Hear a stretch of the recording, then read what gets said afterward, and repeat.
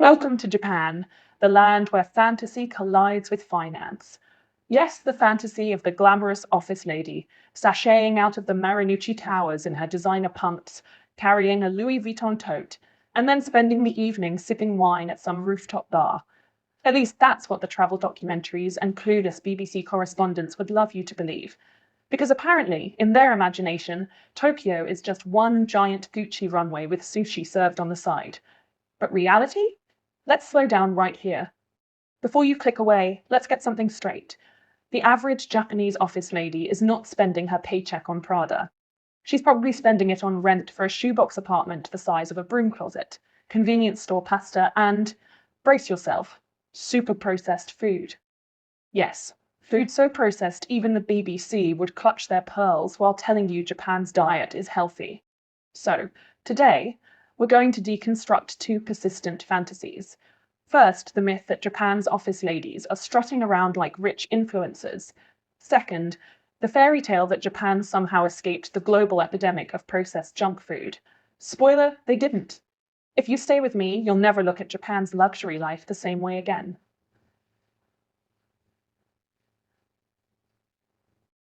Here's the fantasy. Japanese office ladies, or OLs, strut into work each morning dressed like they just walked out of a Dior catalogue. The BBC would probably film them in Shinjuku Crossing, slow motion, with captions like, Japanese women embraced elegance despite long work hours. Very cinematic, very misleading. Because in reality, that Chanel scarf, yeah, it's borrowed from an auntie who bought it on clearance in 1995.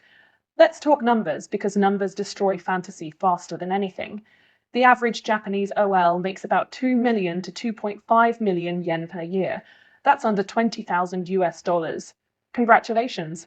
That's barely enough to rent a one-room apartment where your walk-in closet is a single plastic rack from Daiso.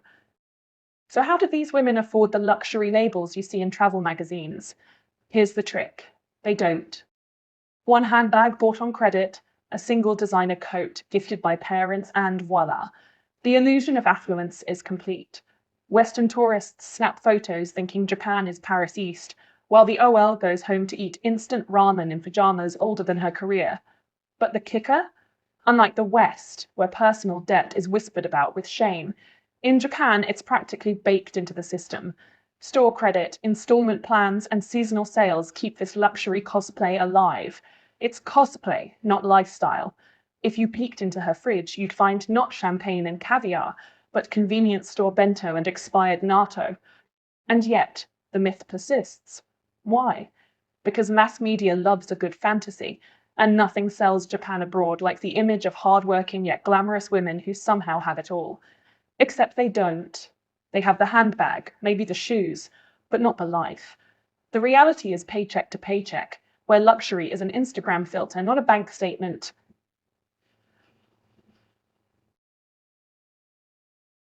Ah, the BBC. They love to parachute into Tokyo, film as sushi chefs slicing tuna in Ginza, and declare, the Japanese secret to longevity is their pristine, unprocessed diet. Because apparently, Japan is a nation of monks who eat nothing but raw fish, steamed vegetables, and rice sprinkled with wisdom. How poetic. How completely detached from reality. Let's talk reality. The average Japanese person isn't sitting in a tatami mat room eating kaiseki every night. They're wolfing down Lawson's fried chicken on the train platform, pairing it with a 200 yen canned beer, and calling it dinner. If that's not processed, I don't know what is. You think instant noodles were invented for foreigners? No. They were created because Japanese people themselves were too busy, too broke, or too tired to cook. And today, the shelves of Don Quixote groan under mountains of factory-made curry packs, vacuum-sealed Hamburg steaks, and bread so spongy it could be mistaken for packing foam. But sure, let's keep calling this the healthiest diet in the world. Here's a fun stat that never makes it into BBC documentaries. More than half of the Japanese calorie intake comes from processed or convenience foods. Bento boxes? Mostly processed. Onigiri, industrial rice balls with mystery preservatives. Even that famous miso soup in your hotel breakfast buffet? Powdered mix. But Western media clings to the fantasy because they need Japan to be an exotic wellness paradise. It's easier to romanticize sushi than to admit that Tokyo has more KFCs than temples. And it's more fun to film a fish market than to show a salaryman buying his 10th microwave pasta this week. So, yes, the Japanese live long lives. But maybe it's not the diet. Maybe it's just national stubbornness and a healthcare system that patches them up after all that instant ramen.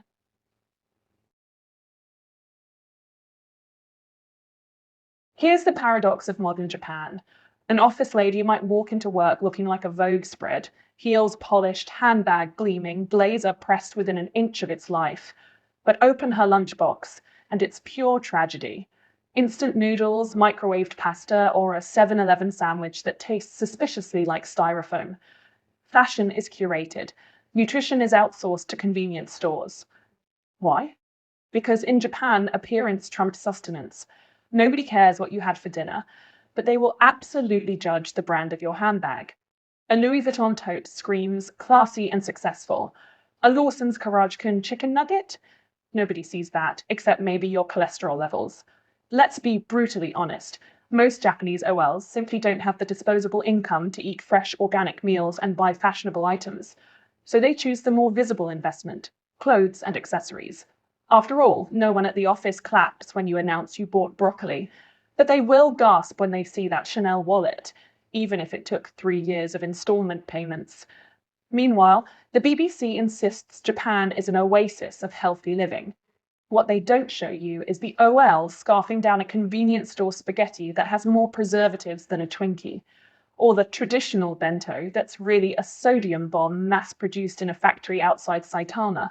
It's like national cosplay, luxury on the surface, processed reality underneath.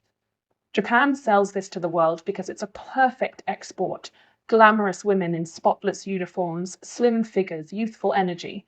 Nobody asks how they're fueling themselves because nobody wants to hear with instant ramen and vending machine coffee. So yes, Japan is fashionable, Japan is photogenic, but nutritionally, it's bargain bin.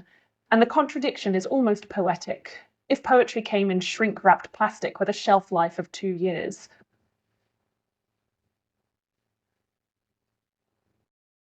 Now, you might be wondering, if the situation is this bad, why aren't Japanese women complaining? Why isn't there a rebellion of office ladies marching through Shibuya, tossing their high heels into the air like a gender revolution? Well, simple. They can't. Because when you're underpaid, overworked, and socially conditioned to keep your mouth shut, the last thing you want to do is rock the boat that's already sinking. Let's talk numbers again. The average OL salary, barely 2 million yen a year, isn't enough to afford luxury living. But here's the kicker. It's also not enough to replace the OL role with something better. Job mobility in Japan is as stiff as the starch in those office uniforms. So women stay because they're told.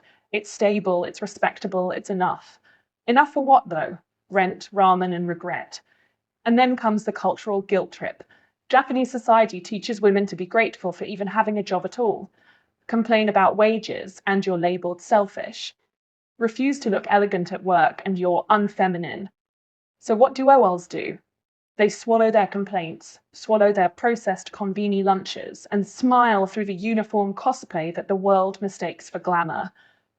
Even fashion choices aren't real choices. Sure, she could spend her money on health or hobbies, but the pressure to look presentable forces her into fast fashion cycles, handbags, and cosmetics. It's not empowerment, it's entrapment in high heels. Japan calls it femininity. I call it poverty wrapped in Prada.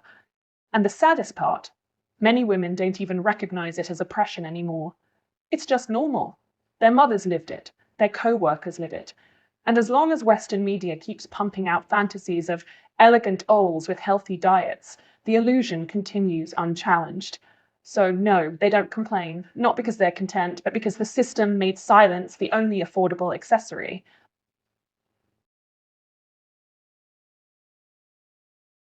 Here's the cruel irony of the Japanese fashion obsession. Women pour their salaries into handbags, shoes, and outfits, but there's literally no space to keep them. Welcome to Tokyo real estate, where your apartment is smaller than an American garage and your walk-in closet is the size of a broom cupboard. That Chanel coat you bought? Congratulations. It now lives crumpled on a chair because there's nowhere else to hang it. It's almost comical. Japanese homes are so tiny that fashion becomes a form of public storage. You buy luxury clothes not to enjoy them at home, but to wear them outside, because that's the only time they're not suffocating in a pile on the floor. Fashion becomes a performance, staged daily in the office lobby and on the morning train. At home, it's instant ramen and a room barely big enough to stretch. And the trade-off is brutal. Space is so limited, women can't stockpile fresh groceries even if they wanted to.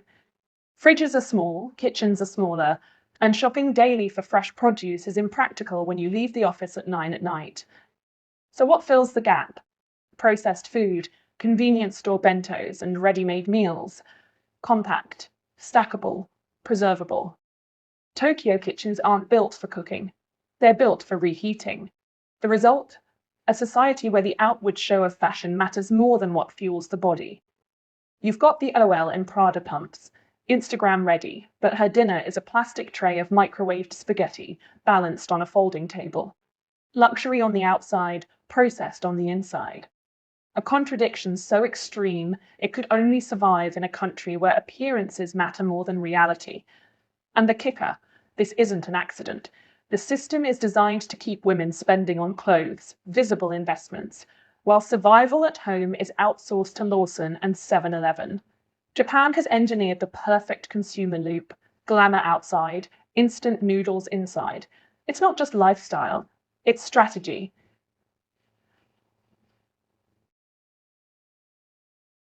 Let's end with the real comedy act: the BBC's obsession with painting Japan as a culinary utopia. According to their documentaries, Japan is where people eat nothing but freshly grilled fish, vegetables picked that morning, and rice so pure it probably recites haiku before being served. Meanwhile, the cameraman is carefully cropping out the Family Mart sign glowing across the street. Because here's the dirty truth: Japan is addicted to processed food, absolutely addicted. Instant noodles, national icon, convenience stores, a 3-meal-a-day lifestyle, vending machines, literally 24/7 liquid sugar delivery systems. Yet somehow the BBC convinces viewers that the Japanese are nibbling on seaweed like Buddhist monks. Take the healthy bento box myth. Yes, it looks balanced: rice, fish, a little salad. But look closer. That fish has been frozen for weeks. The salad, drenched in bottled dressing. The rice, coated in preservatives so it won't smell on day 3. And yet when the BBC films it, the narrator purrs, "This is why the Japanese live so long." No, Karen, it's not the bento. It's universal healthcare and the fact that people keep working until they physically collapse. The irony? Japan has more flavors of Kit Kats than actual vegetables in the average OL fridge.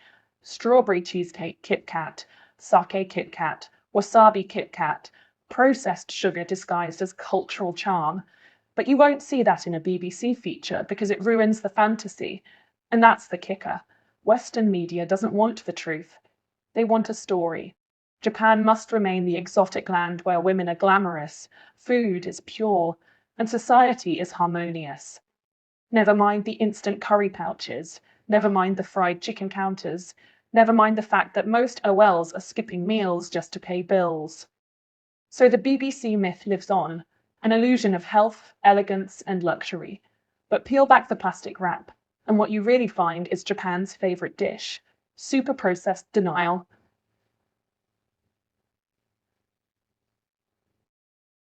So, what have we learned today? Japan sells 2 fantasies: women who look like luxury mannequins, and a diet that supposedly keeps everyone immortal. Both are about as real as a sushi commercial at 3 in the morning. The glamorous office lady? She's broke. She's making under $20,000 a year, paying rent for an apartment smaller than your closet, and living on processed bentos. That Louis Vuitton bag you keep seeing? It's not a lifestyle. It's an installment plan. And the healthy Japanese diet that the BBC loves to gush over? Also a fantasy. Real Japan is powered by cup noodles, microwave curry, and Lawson's fried chicken. Sushi is a weekend luxury, not a daily ritual. Longevity? It comes from doctors who keep people stitched together, not from miso soup packets. But the genius of Japan is this: they've turned these contradictions into exportable myths. The world believes Japanese women are chic and well-fed, while the reality is closer to chic cosplay on the outside, super processed survival on the inside. A nation held together by handbags and instant ramen. And that's why people keep falling in love with the illusion, because fantasies are easier to digest than facts. The BBC gets their pretty footage, tourists get their sushi photos, and the OL gets her moment of looking elegant, even if she's eating convenience store pasta alone that night. So the next time you see a documentary about Japan's luxury lifestyle or healthy diet, just remember, behind every glamorous handbag is a wallet full of receipts for instant noodles.